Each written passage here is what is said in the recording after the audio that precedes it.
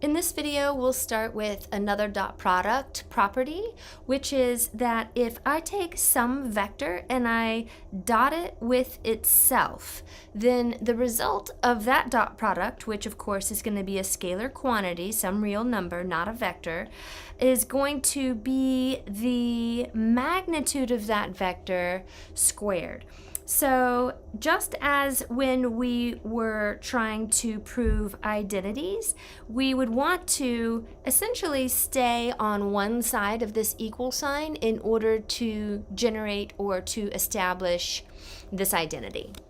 So let's work on the left-hand side here and say that we have v dot v, and if v is equal to the vector ab, then v dot v is going to be a times a plus b times b. So this value is going to be a squared plus b squared, and I'm trying to get to the magnitude squared on the other side. So we remember probably, or hopefully we remember, that the magnitude of a vector is equal to the square root of the components added together, squared and added together. So if I'm trying to get to the magnitude squared for giving me the other side of the equation, then I need to try to make this left-hand side look like that. So I'm going to say a squared plus b squared could be rewritten as a squared plus b squared under the radical squared, right?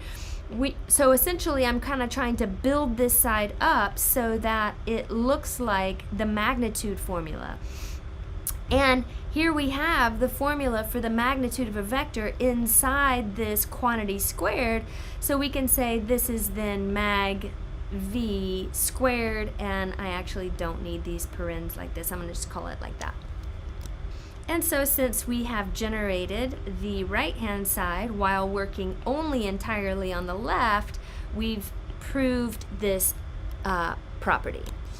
Now here's a property or a theorem that we're going to be using quite a bit in this section, which is to say that if I have two vectors, u and v, and remember in these notes right here, we're using bold-faced letters, but if you were handwriting this, you would need to put the vector hats on top of those to indicate that these variables represent vector quantities.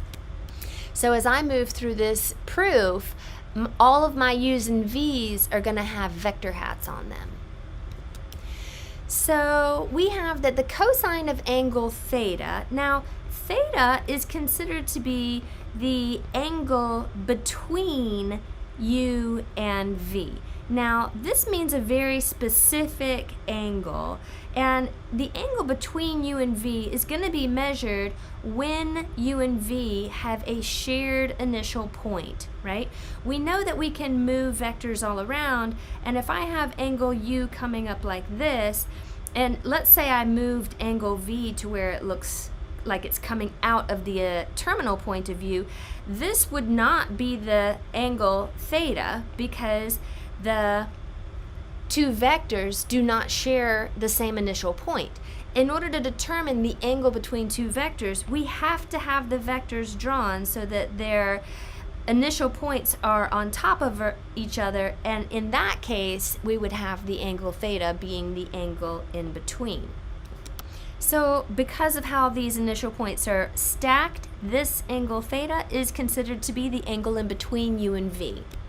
So if we were to take the cosine of that angle, what we'll see is that the cosine of theta will turn out to be vector u heavy dot vector v. So this is the dot product of u and v in the numerator of the fraction divided by the magnitude of u and the magnitude of v, right? So let's prove this theorem, or figure out where this theorem came from. First of all, let's take another quick look at this diagram where we have a triangle where the third side of the triangle is considered u minus v. Let's see how and why that vector is called u minus v. So here we have vectors u and v and the angle in between. If we're trying to get this side here of our triangle, it's definitely not u plus v, because u plus v would be obtained by creating a parallelogram, right? And then looking at the vector that is across the diagonal. So it's certainly not u plus v. So let's take a look at what u plus the opposite of v would look like. Well, the opposite of v is going to be this vector here. Well, let's draw it in orange. So the opposite of v is essentially the same length, but in the exact opposite direction. So if I were going to draw u plus the opposite of v, let's arrange it so that, well, there's a couple ways we could do it, but let's arrange it so that opposite v is starting at the terminal point of u. So here is our opposite v. Well, since we have the initial point of u traveling to its terminal point and the initial point of v starting at the terminal point of u, then that means that u plus opposite v, I would create a triangle right here using the triangle method. U plus opposite v is the same thing as u minus v. So u minus v starts at the initial point of u and ends at the terminal point of v. Well, u minus v, again, we can slide vectors around wherever we want. So I'm going to take this vector and slide it over here. And so it's actually the same as that guy. My drawing isn't perfect, but this vector u minus v over here is supposed to be the same magnitude and direction as this vector. So this guy that completes the triangle is u minus v. Another more algebraic way to think about that is that if we were to look at vector v here and add that to vector u minus v in this diagram, vector v is this vector here, and adding v to u minus v like this, we would complete that with a triangle method, and the resultant would be the u vector over here that starts at the initial of v and ends at the terminal of u minus v, and we would see that v plus u minus v does indeed equal to vector u, so this vector should have, yes, been u minus v. So whether you come to that conclusion geometrically or algebraically, hopefully you're convinced that that third side is u minus v. And now let's consider the proof. So we're trying to derive or prove this theorem. And in order to do that, we're going to take a look at, or remember, the law of cosines, which is, generally speaking, if I have one side squared, that's going to be equal to the sum of the squares of the other two sides minus twice their product times the cosine of the angle that is opposite the side that we originally started with. So that's our law of cosines, and we're going to apply that here to this oblique triangle. And we're going to look at, since we're only talking about angle theta here, the law of cosines that we consider is going to start off with the side that's opposite of it. Now, we're starting off with the length of a side that's opposite of it. Not the vector itself, but the magnitude of that vector, side squared. Remember, the magnitude of a vector is the length of that vector. So if I want the length of the side, I'm going to have to look at mag u minus v quantity squared. And then the sum of the squares of the lengths of the other two sides, so that's going to be mag u squared plus mag v squared minus 2 mag u's mag v's times the cosine of the angle that's opposite the side that we originally started with.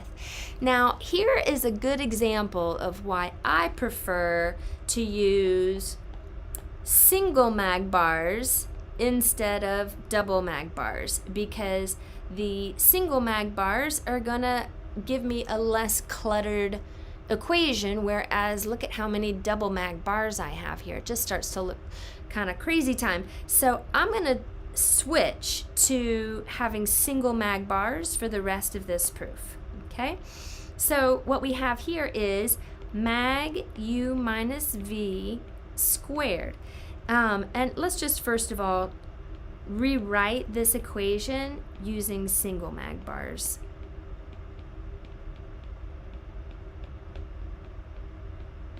Okay, so now we're going to utilize one of the properties that we established before. As a matter of fact, we established it just a moment ago, that when I have the magnitude of a vector squared, I can rewrite that as the dot product of a vector dot itself. So all these mag squareds are going to be rewritten as u minus v dot itself, right? This vector dot itself, u dot itself plus v dot itself, oops, and then minus 2 mag u mag v cosine theta.